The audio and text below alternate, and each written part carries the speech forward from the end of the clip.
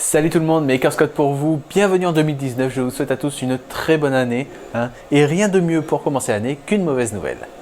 Alors j'exagère, c'est pas vraiment une mauvaise nouvelle, c'est un petit désagrément. En fait, on va parler de mon dernier projet. Alors pour ceux qui ne savent pas de quoi je parle, je m'étais mis en tête de fabriquer un boîtier de rangement à tiroir pour des feuilles de format A4 à l'aide de ma CNC laser, donc tout en médium de 3 mm d'épaisseur.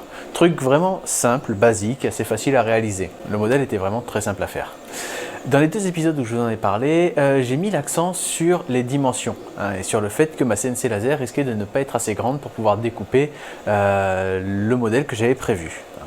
Alors on a vu les dimensions exactes de toutes les parties du projet et j'ai déterminé la surface utile de ma CNC laser et on a vu qu'il y avait genre un jeu de 1,5 mm de distance entre la plus grosse des pièces que je devais découper et la surface utile de ma CNC. Donc ça rentrait vraiment très limite. Et en fait, je me suis trompé.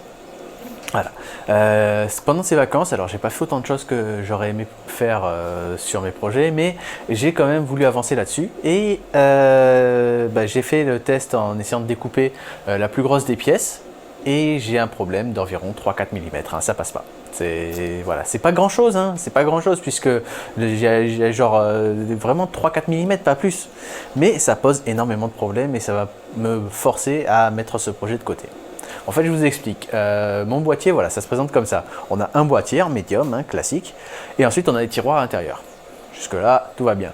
Donc, entre le boîtier et le tiroir, j'ai un jeu de 0,5 mm, histoire que ça coulisse correctement. Tout simple, il n'y a même pas 1 mm, 0,5.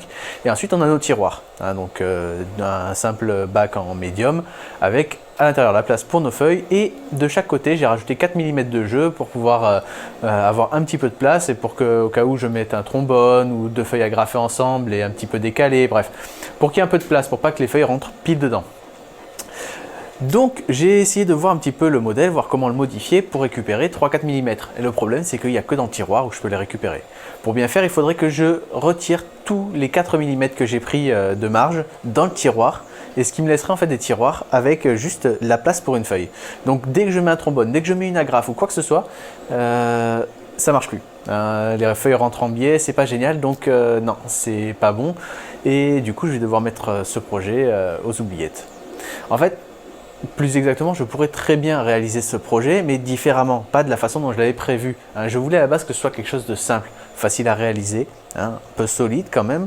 Et là, le fait de ne pas pouvoir découper mes faces d'une seule pièce, ça pose plusieurs problèmes. Déjà, principalement, en fait, c'est un problème de solidité. Je vais devoir découper mes plus grosses faces en 4 pièces pour que ça rentre à chaque fois sur ma CNC. C'est du médium de 3 mm. De base, c'est pas ce qu'il y a de plus robuste. Alors, c'est fait pour tenir des feuilles en papier, donc ça va.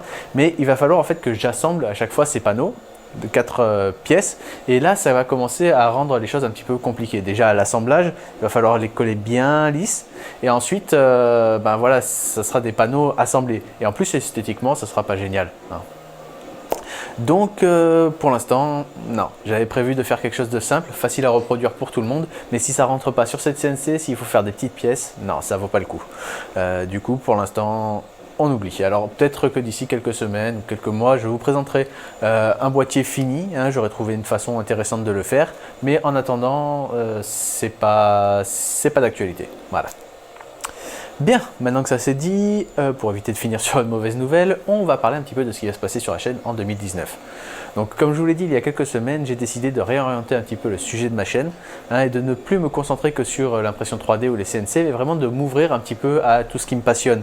Du coup, dans les prochaines semaines, on va voir un petit peu plus de projets DIY, de restauration d'outils, de travaux de cuir, ce genre de choses. Vraiment, j'ai des vidéos en préparation sur lesquelles j'ai travaillé pendant les vacances. J'ai des projets en cours, vous ne voyez pas encore forcément, mais voilà, il y a pas mal de choses qui vont arriver et il n'y aura pas que de l'impression 3D. Ça sera toujours dominant sur la chaîne parce que c'est ce qu'il y a de plus pratique et de plus facile à réaliser. C'est l'imprimante qui fait tout au final.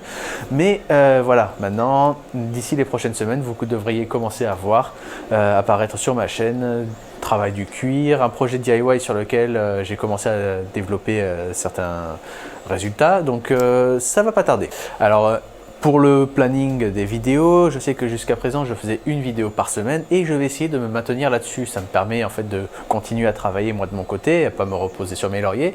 Mais par contre, maintenant, si jamais j'ai rien à vous présenter, ben, je vais pas faire de vidéo. Voilà, plutôt que de faire une vidéo juste pour brasser de l'air, ça vaut pas le coup. Donc si j'ai pas quelque chose d'intéressant à vous présenter, ben, je vous fais pas de vidéo, quoi. Je vous fais une petite vidéo où je parle d'un sujet en particulier, d'une technique de travail du cuir, d'un problème qui revient sur les imprimantes 3D. Enfin, je trouverai, mais voilà, pas de grosses vidéos juste pour brasser de l'air, un peu comme celle-là. Et voilà, donc c'est tout pour cette vidéo. Donc encore une fois, je vous souhaite une très bonne année 2019 à tous. Et pour pas vous laisser en plan, je vous laisse avec ça. Ciao!